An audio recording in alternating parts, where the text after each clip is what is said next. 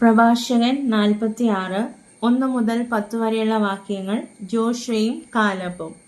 നൂനിന്റെ പുത്രൻ ജോഷുവ യുദ്ധവീരനും പ്രവാചകന്മാരിൽ മോശയുടെ പിൻഗാമിയും ആയിരുന്നു.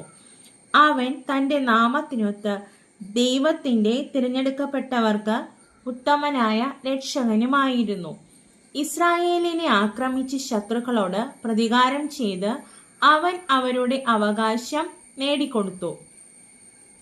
നഗരങ്ങൾക്കെതിരെ വാൾ ഉയർത്തിയപ്പോൾ അവൻ എത്ര പ്രതാപശാലിയായിരുന്നു. അവന് മുമ്പ് ആരാണ് ഇത്ര ശക്തനായി നിലകൊണ്ടിട്ടുള്ളത്? അവൻ കർത്താവിനു വേണ്ടിയാണ് യുദ്ധം ചെയ്തത്. അവന്റെ കരം സൂര്യനെ തടഞ്ഞു നിർത്തിയില്ലേ? ഒരു ദിവസത്തിന് 2 ദിവസത്തെ ദൈർഘ്യമുണ്ടായില്ലേ? ശത്രുക്കൾ ചുറ്റും വളഞ്ഞപ്പോൾ അവൻ ശക്തനായവനെ അത്യുന്നതനെ വിളിച്ചപേക്ഷിച്ചു. ഉന്നതനായ കർത്താവ് ശക്തമായ കന്മഴ അയച്ച് അവന് ഉത്തരമരുളി. ആ ജനതയെ അവൻ യുദ്ധത്തിൽ കീഴടക്കി. ബദ് ഹോറോൺ ഇറക്കത്തിൽ വെച്ച് അവൻ ശത്രുക്കളെ നശിപ്പിച്ചു. അങ്ങനെ ജനതകൾ അവന്റെ സേനാബലം കാണുകയും ദൈവസന്നിധിയിലാണ് അവൻ യുദ്ധം ചെയ്തതെന്ന് മനസ്സിലാക്കുകയും ചെയ്തു. ശക്തനായവനെ അവൻ പൂർണ്ണമായി പിൻചെന്നു. മോശയുടെ കാലത്ത് അവൻ ഒരു വിശ്വസ്ത കർമ്മം അനുഷ്ഠിച്ചു. യെഫുന്നയുടെ പുത്രൻ കാലബിനോടൊത്ത് സമൂഹത്തെ ഒന്നാകെ നേരിട്ടു. ജനത്തെ പാപത്തിൽ നിന്ന് പിന്തിരിപ്പിക്കുകയും അവരുടെ ദുഷ്ടമായ പിറുപിറുപ്പ് നിർത്തുകയും ചെയ്തു. ജനത്തെ അവരുടെ അവകാശത്തിലേക്ക് കൊണ്ടുവരുന്നതിന്, തേനും പാലും ഒഴുകുന്ന നാട്ടിൽ പ്രവേശിപ്പിക്കുന്നതിന് 6,00,000 യോദ്ധാക്കളിൽ ഇവർ 2 പേർ മാത്രമേ അവശേഷിച്ചുള്ളൂ. കർത്താവ് കാലബിന് ശക്തി കൊടുക്കുകയും അത് വാർദ്ധക്യം വരെ നിലനിൽക്കുകയും ചെയ്തു. അവൻ മലമ്പ്രദേശം കൈയടക്കി മക്കൾക്ക് അവകാശമായി നൽകി. കർത്താവിനെ അനുഗമിക്കുന്നത് നല്ലതാണെന്ന് അങ്ങനെ എല്ലാ ഇസ്രായേൽക്കാരും മനസ്സിലാക്കി. 11 മുതൽ 20 വരെയുള്ള വാക്യങ്ങൾ. ന്യായാധിപന്മാർ. സാമുവൽ. അവിശ്വസ്തത അറിയാത്ത ഹൃദയത്തോടു കൂടിയ, കർത്താവിൽ നിന്ന് പിന്തിരിഞ്ഞു പോകാത്ത അനേകം ന്യായാധിപന്മാരുണ്ട്. അവരുടെ സ്മരണ അനുഗ്രഹീതമായിരിക്കട്ടെ.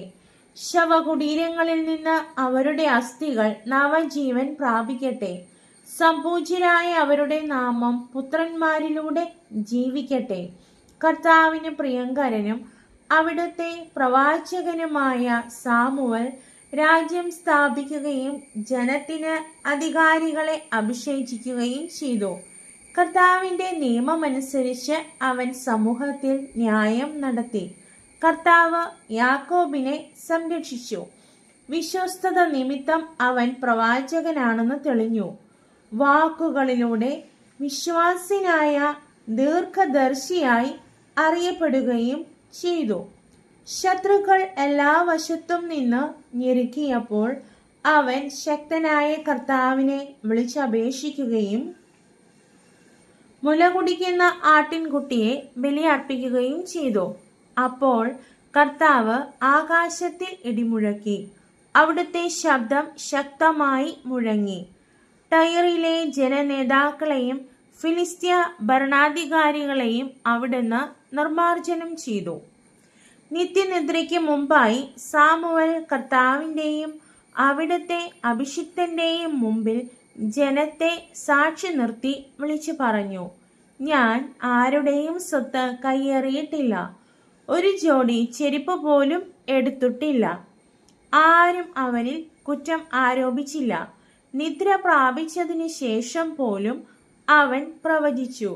രാജാവിനെ അവന്റെ മരണം മുൻകൂട്ടി അറിയിച്ചു.